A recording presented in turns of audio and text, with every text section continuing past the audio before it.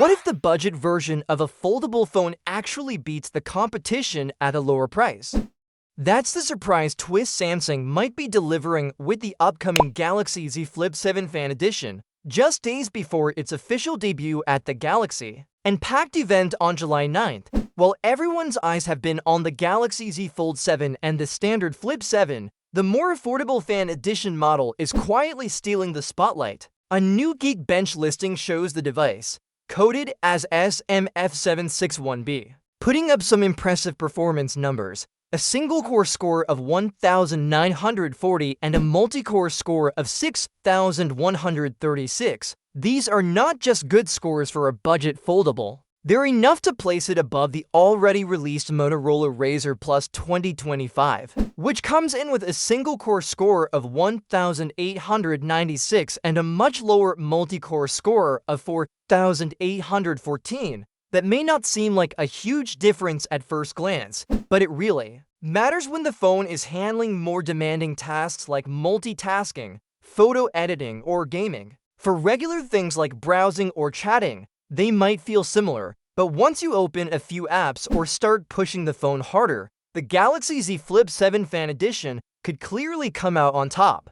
And now, let's talk about the part everyone really cares about: the price. If Samsung launches this phone at around $800 United States dollars, that would make it $200 United States dollars cheaper than the Motorola Razr Plus 2025, which sits at $1,000 United States dollars. That's a big difference, especially when the cheaper phone is performing better. On top of that, Samsung is known for longer software support, high-quality screens, and a strong ecosystem of accessories and connected devices. So even though it's labeled as a fan edition, it's hardly a cut-down version in the ways that matter most. In fact, this might be one of those rare times when the cheaper phone gives you more value than the premium competition. That doesn't mean the Razr Plus 2025 is a bad phone. It still holds up well against last year's Galaxy Z Flip 6 and might appeal to people who prefer Motorola's style or features. But unless the Razr gets a serious price cut or adds something extra that Samsung doesn't offer, it could struggle to compete once the Z Flip 7 Fan Edition becomes official. The timing couldn't be better for Samsung. Foldable phones are still seen as premium products, and most people assume cheaper means less capable, but this leak flips that idea. The Z Flip 7 Fan Edition seems ready to handle everyday use without compromise and even outperform some of its pricier rivals.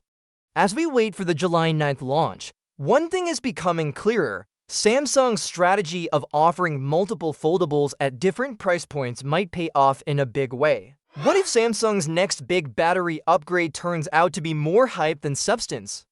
That's what a lot of people are starting to wonder about the Galaxy S26 series, especially after new reports suggested some hopeful improvements, only for doubts to quickly return. Let's break it down. Samsung has reportedly teamed up with ITM Semiconductor to work on smarter, more durable batteries for the Galaxy S26. This partnership is focusing on a new technology called epoxy molding compound, which helps protect the battery by managing heat, blocking moisture, and reducing interference inside the phone.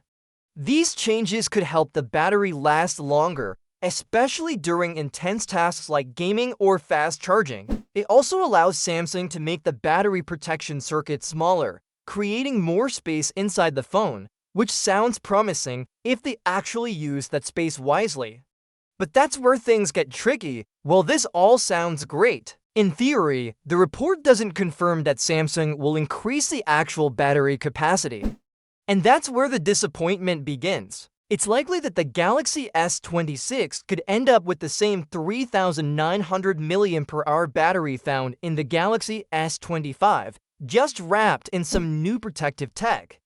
Samsung might promote it as a major innovation and slim the phone down even more. But here's the thing: people aren't as excited about super thin phones as they used to be. Just look at the Galaxy S5 Edge, which was sleek but didn't really sell as expected.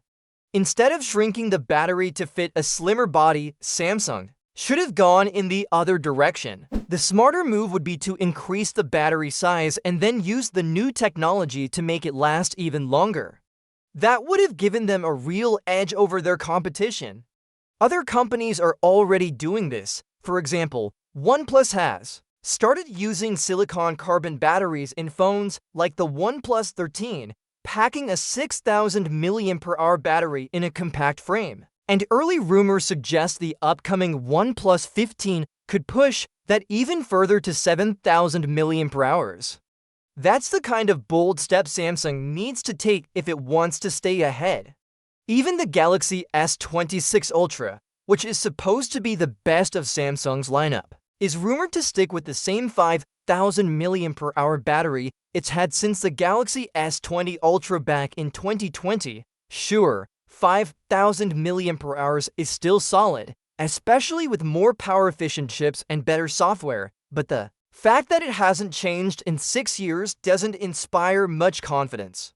It feels like Samsung is standing still while others move forward. The Galaxy Z Fold 7 is also expected to underwhelm with a battery smaller than 4,400 mAh.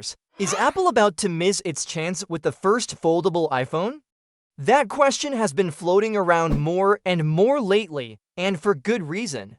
While perfection is often praised in art or design, trying too hard to get everything just right in the tech world can backfire, especially when the market moves this fast. Apple has always been known for polishing its products over time, and after 18 years of iPhones, it is still refining every corner and edge.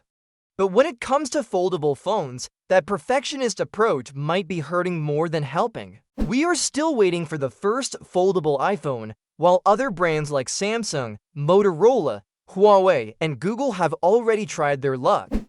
The big problem is that the foldable market, once full of excitement, is starting to slow down. Back in the year 2022, global shipments jumped from 9 million units in 2021 to 16 million, and the next year was expected to hit 26 million.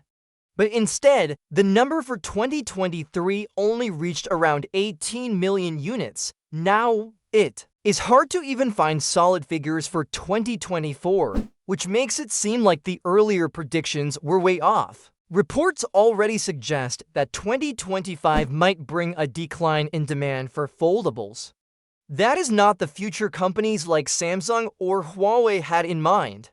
And for Apple, this slowdown puts extra pressure on whatever it is planning for the iPhone. Fold, Apple is famous for taking its time, and sometimes that works out. But with foldables, the window of opportunity might be closing. If they wait much longer, there may not be a strong market left to enter. And the foldables that are out now are not helping much. The new Pixel 10 Pro Fold is more of the same. The Galaxy Z Fold 7 is not bringing major upgrades. The OnePlus Open 2, it got cancelled. This does not paint a very hopeful picture. Apple could have stepped in this year or even last year with a solid, basic foldable that simply works. It did not need to be perfect, it just had to function well, look clean, and avoid breaking during the first week. That is what Samsung failed to do with its original Galaxy Fold back in 2019, but things have changed since then. Expectations are higher, yes, but so is Apple's ability to deliver. Right now, the problem is that if Apple waits until 2026 or beyond, it risks launching a foldable iPhone into a world that no longer cares about foldables. There was a time when Apple could afford to wait. That time might be over. The best thing Apple can do now is release a first-generation foldable iPhone that covers the basics.